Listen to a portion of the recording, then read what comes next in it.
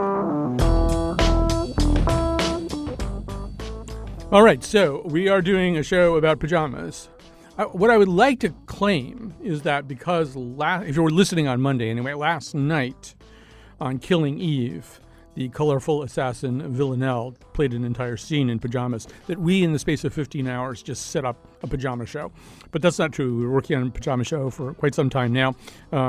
And I should say, it's really exciting. We've brought one of our former adult interns out of retirement, and it was like one of those spy movies where we had to find her. She's living in an undisclosed location. And then she said, I don't do that stuff anymore. And I said, no, we got to have you. We got to have you. So Deborah Timms is back. Deb Timms is producing this show with the assistance of senior producer Betsy Kaplan. And so before we begin, we had a great guest lineup.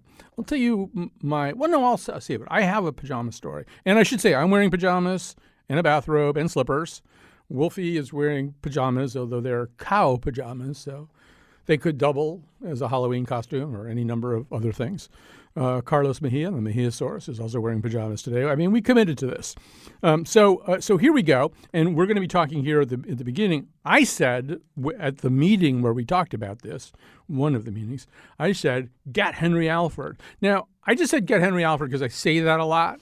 It's kind of my all-purpose response to a lot of things, because Henry, in addition to being one of America's great humorists and journalists, is an expert on the mores of society, and I just thought he would have opinions about people wearing pajamas in non-pajama prescribed places. And it turns out Henry, of course, has written a whole thing about wearing, and has done this, has personally violated the norms of society, George Plimpton style, as is Henry's wont, by wearing pajamas in places where he wasn't supposed to. So, I mean, that's sealed the deal. We have Henry Alford here from the Argo Studios in New York. Also joining us by phone is Claire Sorrow, curator of the Robert and Penny Fox Historic Costume Collection, assistant professor at Drexel University, and co-author with Valerie Steele and Patricia Mears of Ralph Rucci, The Art of Weightlessness. So that seems like it might be a whole different show. But so, Henry, I'm going to begin with you. So in 1995, Vincent the Chin Gigante was among the people who inspired you to undertake a bold experiment with pajama wearing. Tell us about that.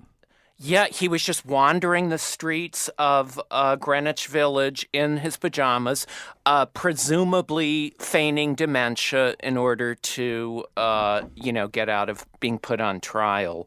And there was just something so winning to me about, to me, I hope to spend my my dotage in a state that I would describe as unglued. So yeah, that seemed to be up my alley. And then a couple days after I learned about it, I read in there was a zine called Duplex Planet, where a guy would interview people at senior centers, and one of the interviewees told this guy, if you are an old man and you go into a bar wearing pajamas, people will buy you drinks. See, that might not be a high enough upside somehow. But in the winter, no. Right. Yes. I mean, that and a pending indictment, and then you've got something maybe. So I just quickly, maybe you could just tell us one or two places where you have to talk about the New York Stock Exchange. You actually attempted to visit the New York Stock Exchange in your pajamas and slippers. I did, and that was the most difficult shoe leather part of that journalistic investigation. I figured I should try a variety of places. So I show up, and one of the guards gives me the hairy eyeball, pulls me aside out of the line. He goes and gets a supervisor, and then he comes back and he says, we can't let you up like that. And then he says, are you feeling okay? What's going on with you? And so I said to him, well, I'm interested in this line of work, but I'm not sure I have the drive for it. I think he was pretty convinced that you did not have the drive for it. I think he knew. Yeah, he knew from the get-go.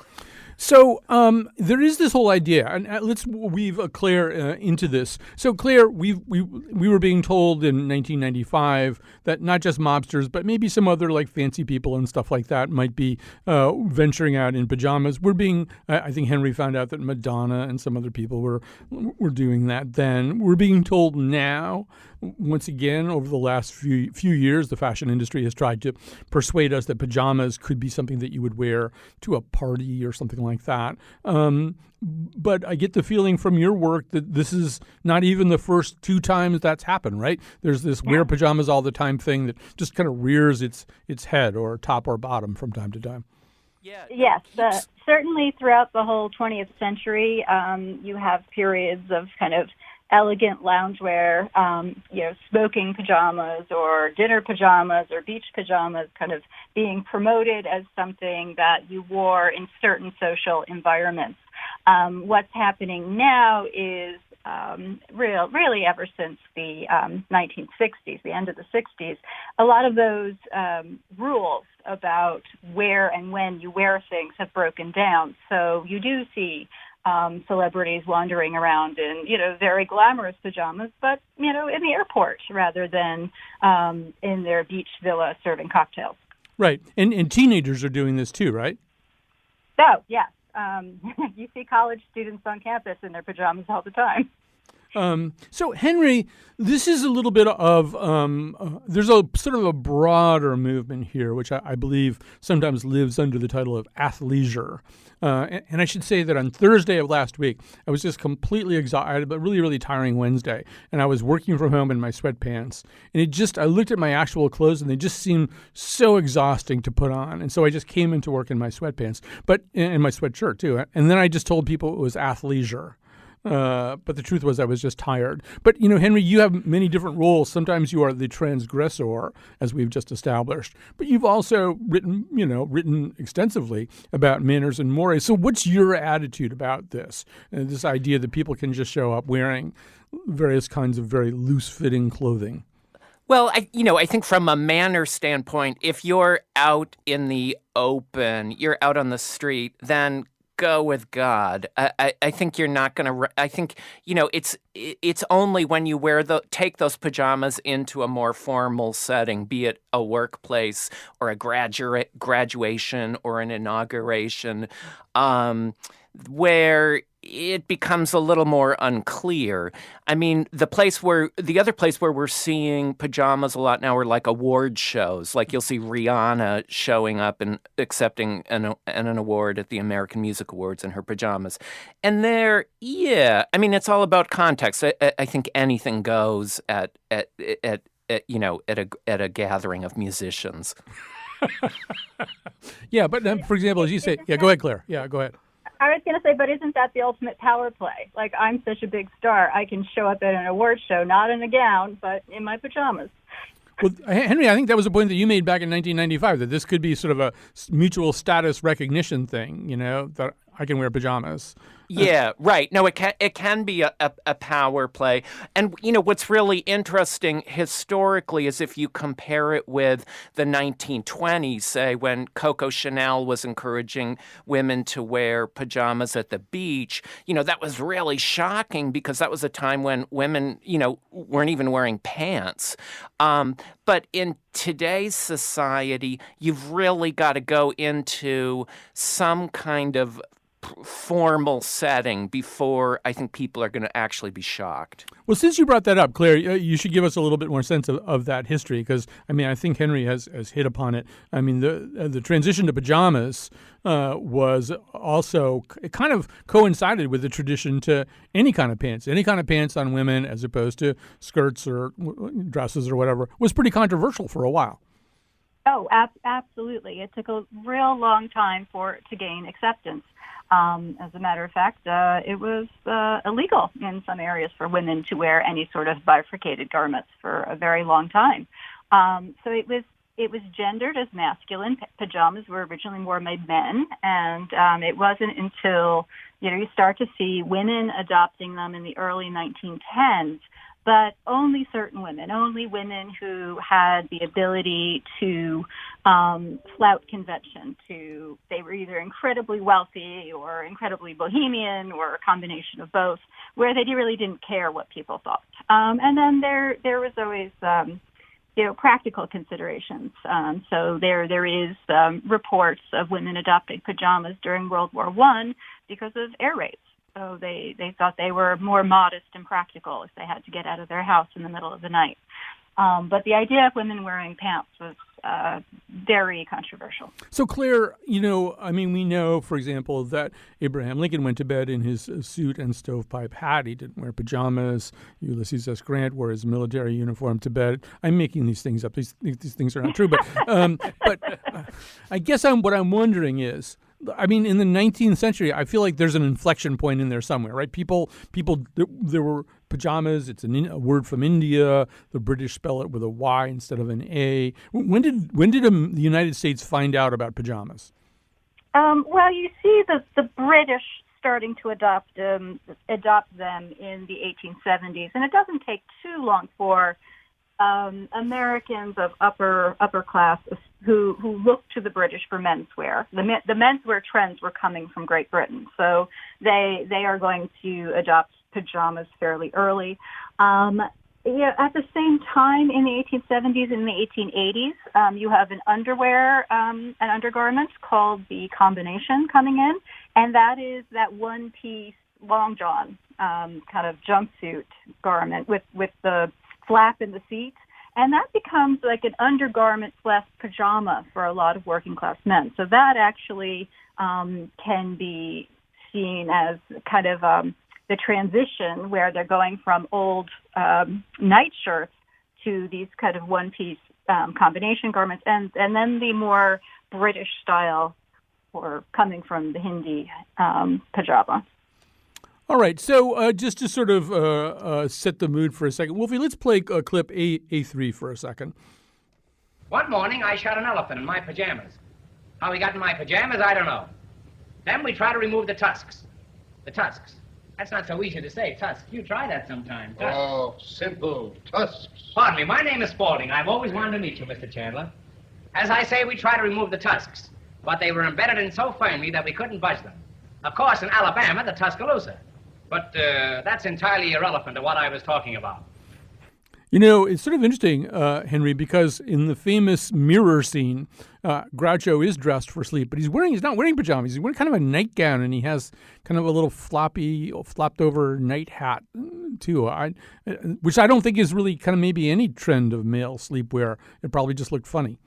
Yeah, no, I'm waiting for that trend, the long nightcap. That could be really, I could totally see that on some of the rappers, like on Snoop Dogg. Yeah, no, the nightcaps are great. I love that concept. So Henry and I sometimes, I think we've done this in the past, occasionally we will actually make up a manners rule on the spot. And then these rules are embossed. I think they're decoupaged onto a shower curtain. We send them to the Library of Congress, and they become essentially the manners laws of the United States. So I'm going to propose this one, Henry, and then you can tell me whether it works for you, whether you think we should fine-tune it, whatever. Okay, great. Okay. So it seems to me that if there's going to be any kind of move towards wearing pajamas in the public sphere, you can't have pajamas that double as pajamas but also this other kind of thing. I mean, it's sort of like your indoor voice and your outdoor voice. I think, you have the pajamas you sleep in, and then they're not the pajamas you go places in. It seems to me like I'm wearing my sleep pajamas right now, and I look like Vincent the Chin Gigante. I look like somebody who's, about to get a conservator. I don't look like somebody who's about to win a music award. So I'm thinking maybe that should be a manners rule. You sleep in one set of pajamas and rock out in another. But take a wrench to this. See if you want to tune it up anyway. No, I like it. Yeah, because like an executive pajama look or a travel pajama look. And yeah, maybe it's a slightly sturdier fabric. And presumably it's a little bit cleaner than your sleep pair. No, I think that could work well. And I think, for these people who do espouse this idea that, oh, well, I work best when I'm, the most comfortable, then why not stash that pair of executive pajamas in your desk drawer and, at lunch, go into a bathroom stall, or if you're in a private office, close the door and just get a little blast of that and let's see this great work that they bring out in you. Well, so, Wolfie, let's play clip A2. This argument has been made that pajamas have always been modeled after the business suit. Who designed pajamas? Why do they make them look like a tiny suit? They give you a little collar, button down, and a breast pocket. There's a useful item. Is anybody using the breast pocket on your pajamas? What, do you put a pen in there, you roll over in the middle of the night, you kill yourself? I also bought slippers, which I never had before in my life. I never had them. And I went and I picked them out. There's two kinds you can get. You can get the slide in. These are like emergency slippers.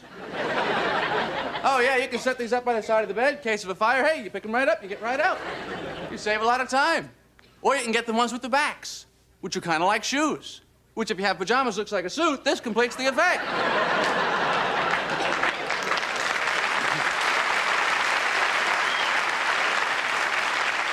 Now you just get yourself a flannel briefcase, you're all set. You oversleep, go right into work, there's no problem. Jerry Seinfeld, way ahead of us as usual. Well, Claire Sarah, we've had this conversation so far. We have not mentioned the names Halston, and we have not mentioned the name Hugh Hefner. In the 60s and 70s, there was this other thing going on, and I mean, Hugh Hefner wore pajamas as far as I can, and a smoking jacket or a robe or something his entire life. But I think it was impossible for anyone else to do it without looking like an idiot trying to be Hugh Hefner. Yes. Indeed.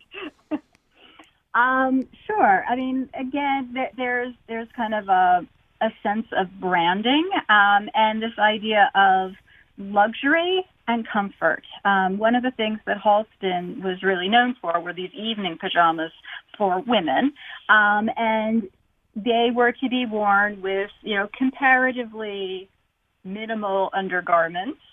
Is very much in keeping with the early 70s. Things were loose and bias cut, and they were easy. One of the things when I show Halston garments to students, because that's another part of my job, they're always surprised to see that these couture pantsuits, evening pantsuits, have elastic waists. And that is because Halston wanted everybody to be as comfortable as they were in their own pajamas at home. But they are formal pajamas. They're made out of the most exquisite fabrics you've ever seen. And they are definitely meant to be seen out and about, whether it's Studio 54 or a dinner party or just at your own home. So, Claire, there's some interesting things about the development of pajamas, one of them being that for the reason that you just said about Halston's, evening wear pajamas, regular pajamas, nightwear pajamas, they didn't have to be quite as tailored or bespoke or anything like that. You could buy them easily through the mail because they were just, they would sort of fit you, right? Yes. They were very readily made and easily accessible. You could go to a department store or a mail order catalog and order, basic sizes. So you got luxury and novelty, but you also had a great accessibility. So they developed this image of modernity, because you have to remember they're coming out of the 19th century. Where things were very complicated, and you went to a tailor and everything was so tightly fitted to the body. So the idea of just kind of lounging about in these semi-fitted garments was seen as very sensual and very liberating. But it also seems as though, whether it's the 20s, the 40s, the 60s, the 70s, even while there were occasional trends towards getting people to wear some kind of pajamas in public spaces and at parties, the pajamas you wore to bed tended to mirror whatever the regular fashion of the moment is, right? In other words, the pajamas that women wore to bed were probably pretty close, or somewhat close anyway, to what was in fashion in the outer world at the moment. Oh, absolutely.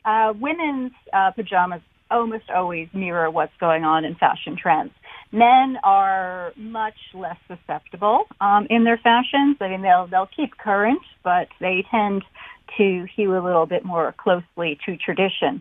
And, that whole Seinfeld bit about the breast pocket and it looks like a suit. Well, yeah, because it was the 19th century originally, and they just kind of stuck with those lines.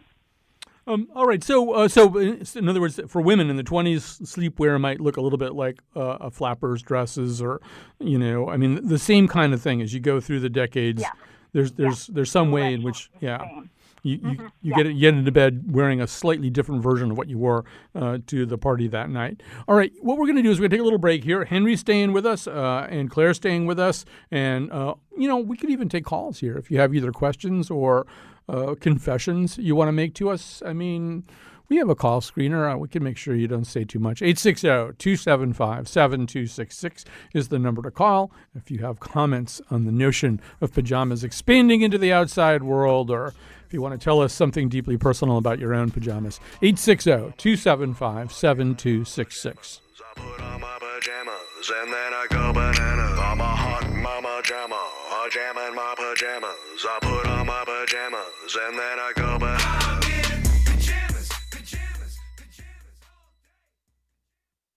So we're doing a show about pajamas. What is your opinion on pajamas, just generally? I think they're stay for sleeping. They shouldn't be worn in public. I think you see that look on campuses, and I think it looks ridiculous. Nice and cozy.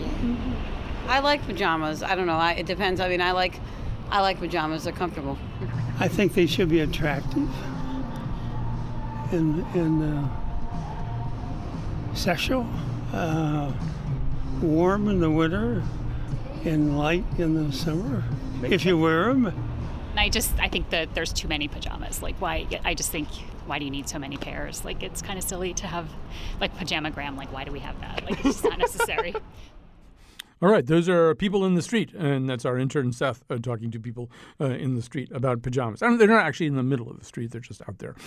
So Henry Alford is going to stay with us. Thanks to Claire Sorrow, curator of the Robert and Penny Fox Historic Costume Collection, also assistant professor at Drexel University, where presumably that costume collection is, and the co-author with Valerie Steele and Patricia Mears of Ralph Rucci, The Art of Weightlessness. I don't really know who Ralph Rucci is, but that seems like it could be a whole other show that we do. So, Henry, I did say I had a story to tell about this, and so I'm going to. Yes, let's hear that. So occasionally, I don't do it so much anymore, but occasionally I used to appear on those Sunday morning news programs, not like Meet the Press or something, but the local Connecticut equivalents of those things, and so those. They appear on Sunday mornings, but usually for the local stations, they're taped like on Thursday night or something. But the fiction is that it's Sunday morning. And so I on one occasion, I think I was maybe even it might have even been on a Sunday morning that was like also New Year's Day or something. I can't remember all the details. The program was called Face the State. The host at the time was Doobie McDowell.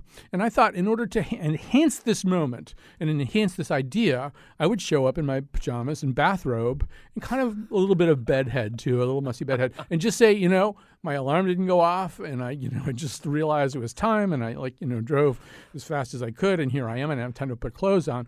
And so I did this, and like the camera guys thought it was really funny, but they might have been the only people, and they're like, people complained, people were offended by that. And they were, I don't know what, it's not necessarily the case that everybody thinks the same way about pajamas, but somehow or other I had violated some basic rule of decorum. Like, there's a lot of people, they just don't want to see that, I guess. I don't know.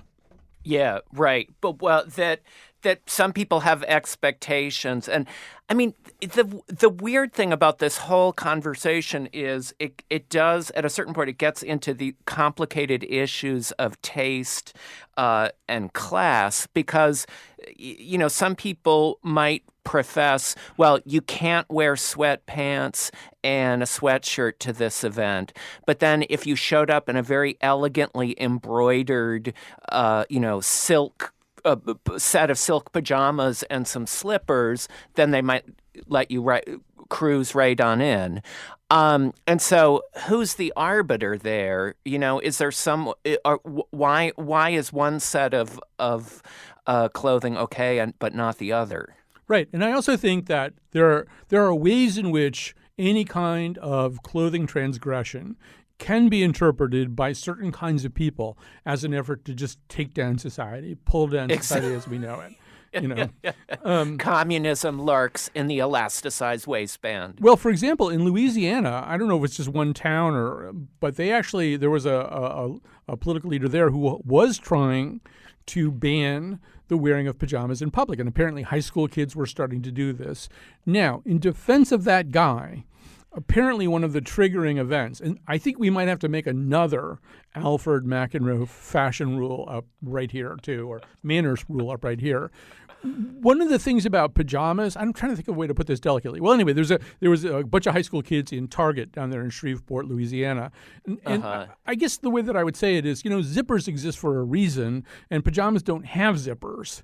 So therefore, your pajama bottoms aren't maybe guaranteeing you, a full covering up 24/7 of your naughty bits. Yeah, right. So that apparently was a problem at the Target. And so I was thinking maybe another rule that we could make, but obviously this could be too authoritarian, so feel free to talk me out of it, is you have to wear underpants if you're wearing pajamas in a place where a lot of people that you don't ordinarily sleep with are going to see you. Oh, totally. I thought you were going to go to. I thought we were going to get even more specific and go with a briefs versus boxers, because I'm thinking of boxers under men's pajama bottoms. That's not quite. You want the male equivalent of a strong underwire. For that pajama bottom. So yeah, I think we want a tight-fitting underpant. Right. You want fail-safe. Fail-safe, right. Yeah, it's sort of the underwear equivalent of belt and suspenders. You don't want to take any chances. Yeah, precisely. All right. So I want to talk about another negative connotation that pajamas have. And to do so, I will turn to someone I certainly rely on a great deal and have through the years for just matters of judgment and discernment. And that, of course, would be Sarah Palin. Is there anything else that has been raised or said about you in the media, either during the campaign or since the campaign ended, that you think you need to address, that has been, an allegation about you? Well, unfortunately, early on, there are a tremendous number of examples that we can give regarding my record and things that could have, should have been so easily corrected if the media would have taken one step further and investigated a little bit, and not just gone on some blogger probably sitting there in their parents' basement wearing their pajamas, blogging some kind of gossip or a lie. So, but that was the thing. I mean, Sarah Palin notwithstanding, which is a good way to start a lot of sentences, Henry. Sarah Palin notwithstanding, that was a way in which a group of the earliest bloggers were kind of defined. They wore pajamas. I mean, nobody really knew whether. I don't think there are any solid examples of it, but they couldn't be serious people because they never left the house. Ergo, they wore pajamas. Right, or the sort of the joke about the people who watch the glamorous Academy Awards is that everyone who's watching them is sitting at home eating popcorn in their pajamas. And we have these kind of two faces about pajamas. Either we think that they bespeak this sort of Asian exoticism, or we think that it's just, it's someone who's not trying at all. Although I think a quick glance at the person will tell you which one it is. It's not like you really need to wade in and find out. I think right away you know. So, there is also this sense. And, I was counting on you for being a little bit more prescriptive about this. But, for example, Clinton Kelly of what not to wear says that this whole thing of pajamas, and I think probably spilling over into other kinds of athleisure and people wearing, jeggings to presidential inaugurations or something. I don't know if that's ever happened, but it's the kind of thing. He says it shows that we are in a downward spiral of style. React to that. I would agree. Yeah, no, definitely. That it's very similar to manners, which is to say that Americans always want to do what feels most comfortable. But in fact, the essence of good manners is that you are holding part of yourself in reserve, in abeyance. You're finding your throbbing id, and then you're lashing it to the roof of the car. You're not letting it in the car. And it's the same with clothing. I mean, that people think that they should be as comfortable as possible, even if that means throwing on their lacy unmentionables to, go eat at a restaurant. And I think also, and this point was made by the culture critic Robert Pella, there's also, I think, particularly now, I mean, Henry, I'm not one for the slippery slope. I'm not one for the camel's nose under the tent. I'm not one for the where does it all end kind of thing. But I do feel as though one of the things that we've seen among maybe millennials, but maybe among all of us too, is sort of a desire not to have to grow all the way up. There's sort of a sense in which we would like to maybe not have as many adult responsibilities as we have, and if there are ways that we could signal to the rest of the world not to foist any more adult responsibilities onto us, those might be interesting signals for us to send, hence the pajamas. Yeah, no, absolutely. And let's assume that this trend is only going to continue, particularly given that, by the year 2027, that half the population will be freelance. So there's going to be even less incentive for anyone to, not live the elasticized waistband lifestyle. So, well, this leads me to, now I might have even quoted this to you once before, although under what circumstances I do not know. But anyway, but you and I have both lived the freelance writing life, and there are some issues there about like at what point have I fully engaged with my job? I mean, if you're working from home and you're a freelance writer and stuff, you don't have any place that you have to go at a particular time. There are questions. And Roy Blunt Jr. suggested at one point that what we should have, freelance writers in particular should have, are like some coverall, some work look, like guys who work in garages and stuff like that, maybe with our name stitched on the pocket. So you'd have, this coverall that said Henry on the pocket. And when you were really ready to work and like not do anything else, you would put that on, and that would be a signal to yourself, that you are now Henry Alford, writer. And I do think there may be something to that, because the notion, but also when you're wearing pajamas, there's a signal being sent to your body and soul that you could go to sleep at any moment, which is sort of not what we really want when we face our tasks. Yeah, no, exactly. And in fact, there are interesting studies about this idea that sleeping nude is better for you because it lowers your body temperature, and that signals to your body that it's time to sleep. So even in a medical way, you can say, well, there are reasons why we don certain amounts of fabric at certain times of day.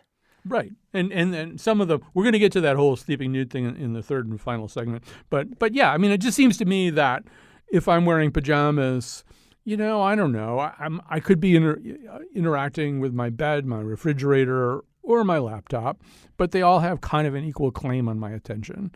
Whereas, go ahead, yeah. Oh, well, just that I know a writer who can't write unless he's wearing shoes. Mm-hmm. And to me, that says everything. Yeah, that for him, that's sort of the line in the sand is pajamas fine, underwear fine, whatever, as long as I got my shoes on. Right. In fact, I'm going to suggest that John Updike always wore a suit and tie and wingtips when he wrote. Again, I don't really have any basis for saying that, but it seems like the kind of myth that would only enhance. There's a story in the John Cheever biography that came out a few years ago that he would put on a suit, take an elevator down to his basement, take the suit off, and then write in his boxers, and then at the end of the day put the suit back on. It may be apocryphal, but Well, I was told by a guy who ran the Wesleyan Writers Conference that Robertson Davies, the Canadian novelist, would show up for everything in this, I don't know, almost kind of retro Edwardian black suit with a kind of special kind of English tie. And this this writers conference was held in Middletown, Connecticut in the heat of the summer. And Middletown's in a valley, and he just like nobody's doing anything except T-shirts and shorts. And this guy finally went up to him, and I guess people called him Robbie. And they said, Robbie, how can you even dress like that? I mean, it's like, 105 degrees out. And he said, attitude, my boy, attitude. So there you go. All right, we do have a few people who called in. I offered people the opportunity to talk to us, to unburden themselves. And so here we'll begin with Pete in South Windsor. Hi, Pete. You're on the air. Hey, Colin. It's Steve, but that's all right. I won't take it personally. Okay.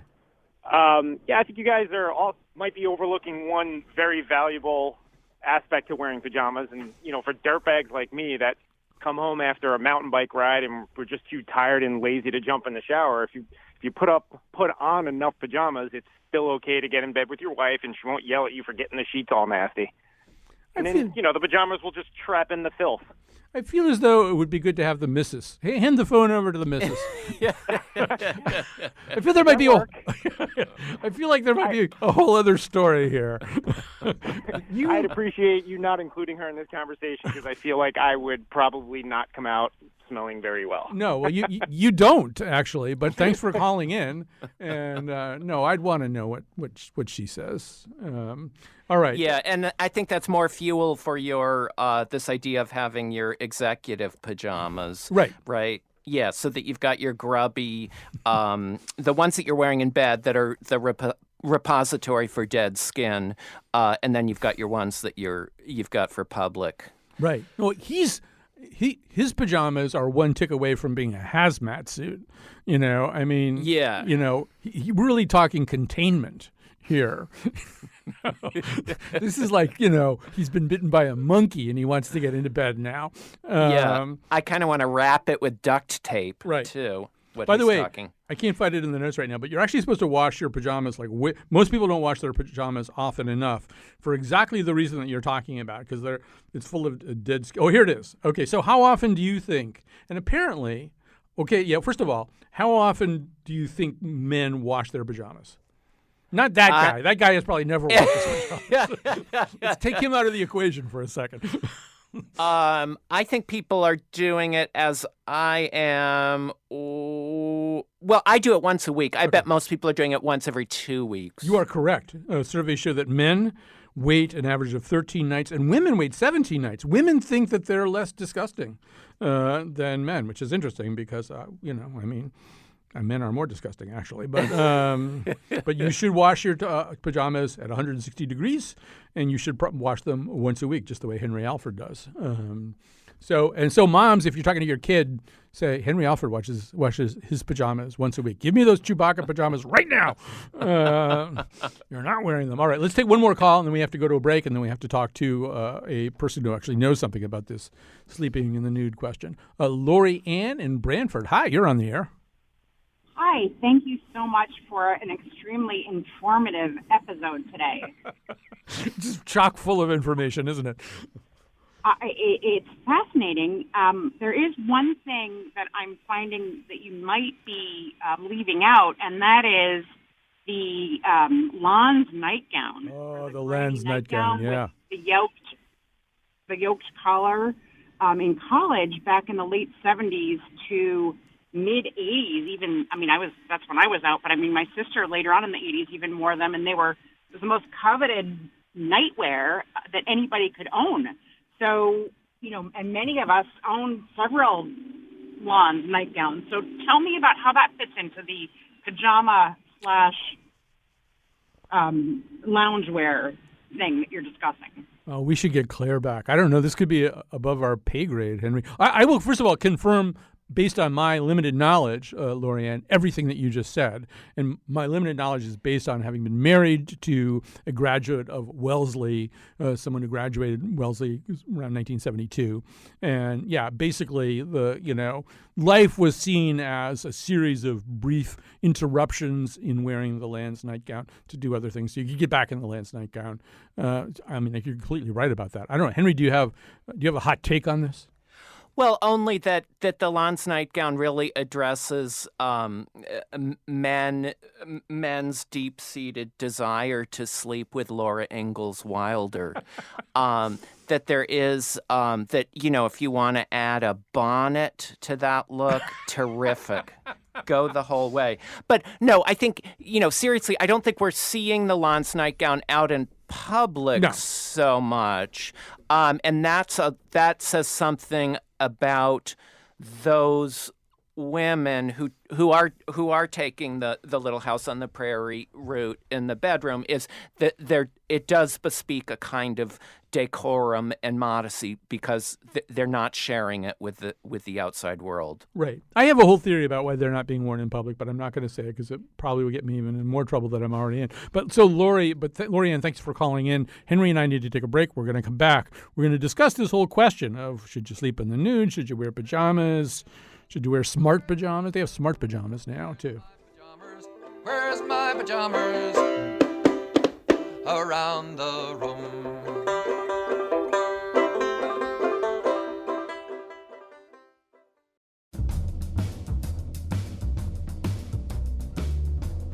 Today's show was produced by Deb Timms, who wears Princess Leia pajamas with great help from senior producer Betsy Kaplan, whose sleepwear choices were redacted from the Mueller report. Also me, Kyone Wolf, I'm wearing a cow onesie right now.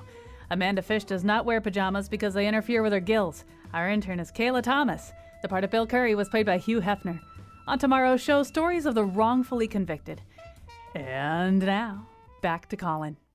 I know this is a little awkward. We're doing a show about pajamas. So what do you personally wear for pajamas? Pants and t-shirt. I generally wear a pair of sweatpants and a shirt. I like the capri pajamas, and the ones with all the funky designs on them. Nothing.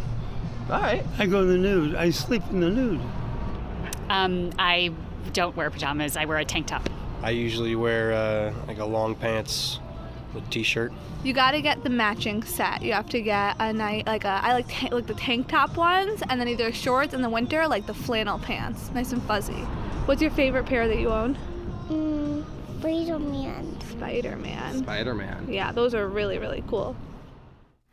All right, that was our intern Seth asking people what they wear in bed. He was eventually arrested, and with good reason. We're taking up a little collection. We're going to get him out eventually, but obviously donate. That would help. So we're still talking about pajamas and sleepwear. Henry Alford is here with us, American humorist and journalist, author of 4 books. And you should just go on Amazon and just buy the whole Henry Alford connection. It's 4 books. There's some house paint and I think some kind of athleisure products. So get the whole Henry Alford thing and you'll be fine.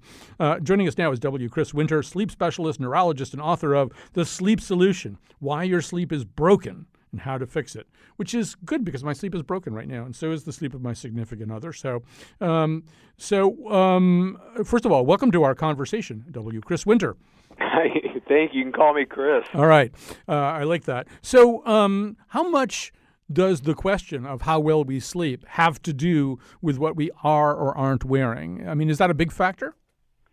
I would say no. I mean, if you're taking the body of sleep in general, and you had 1,000 people who were struggling with their sleep, I don't think that you would move people from the category of bad sleeper to good sleeper by changing their clothes that often. But it's sort of like sleep hygiene in general: the dark room, the cold room, the mattress that's perfect, the perfect pillow. These things are important. But by themselves sometimes don't move the needle that much. But they're definitely worth considering. And if you're somebody who says, "Aha, you're wrong. I changed what I wear to sleep, and now I'm a great sleeper," then I love being wrong. All right. So, and then there are all these kind of specialty products. There's Tom Brady recovery sleepwear. You could not, I don't even know what that is. You couldn't pay me to wear it, whatever it is. There's copper infused pajamas. There's, well, I mean, what are these things? These don't even sound like pajamas, Chris. Yeah, I don't think they are probably based upon the traditional definition. I mean, I think it's sort of indicative of a bigger picture, and the bigger picture is basically, I think, for many years we thought of sleep as a trait, kind of like eye color or hair color or your height. It is what it is, and there's nothing you can do about it. And now it's being viewed more like a modifiable health factor, like your exercise or your nutrition. So I think that this is this idea of, can we take something that we thought was relatively static and improve upon it? And I think that, sure, being thoughtful about what you wear at night, being thoughtful of your temperature and how it affects that can be really helpful in terms of somebody's sleep. Do you need to invest in copper-infused anything? I think is relatively debatable. Well, pans maybe, but not pajamas. Yeah, there's Right. moisture wicking ones called Chics that do thermoregulation. There's something else that's like a sleep hoodie that does moisture wicking and a built-in face mask to block out light and muffles. Yeah. I mean, that just seems like, I don't know. You're going to look like Jason from the Friday the 13th movies or something. So, to me, it's really, I think that people need to be comfortable.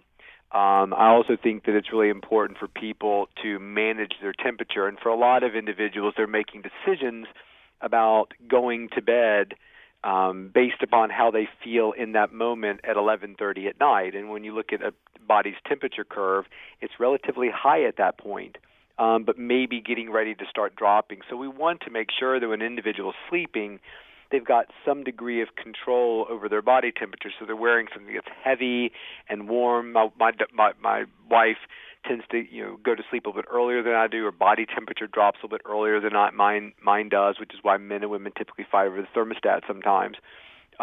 So she will often err maybe on wearing more to bed at night, and then at some point around 3 a.m, she's kicking things off or trying to get out of her clothes because now she's suddenly hot.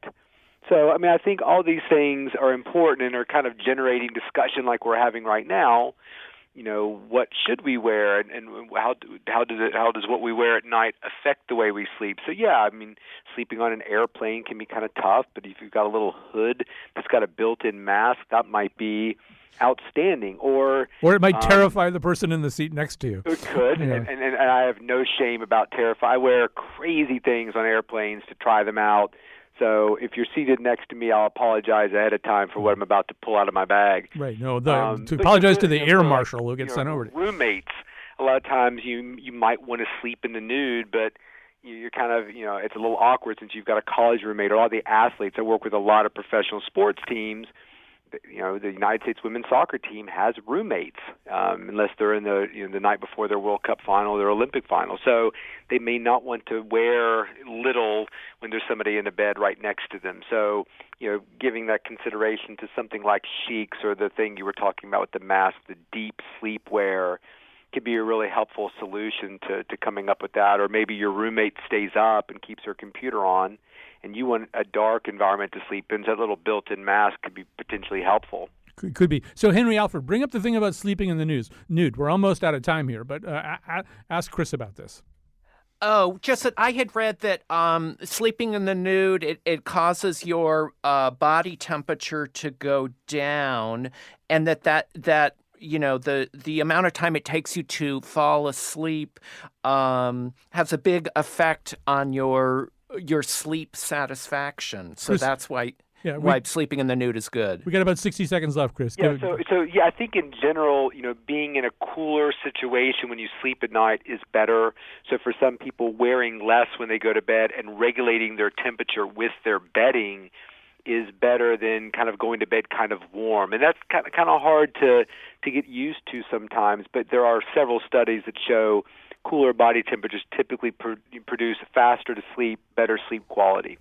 All right. Well, this has been fascinating, Henry. I don't need to pry, but what do you wear? Do you wear pajamas? What do you wear? Increasingly I go commando, and it is slippery and fun. All right. Well, that's a perfect place for us to land this particular plane. Don't wear masks on planes. I don't recommend that. That just seems like, people are going to be calling the stewardess over. All right. So we're going to stop there. We want to thank everybody. We especially big thank you for Deb Timms coming out of retirement and undertaking one last mission. Actually, she's going to do one more show after this, too. So this is her penultimate mission. All right. Thanks to Henry Alford. Thanks to all of our other guests. And we'll be back tomorrow. It's been real bad lately, but I feel pretty good right now with you laying with me on the couch. Nobody understands us, and I don't understand it. Let's stay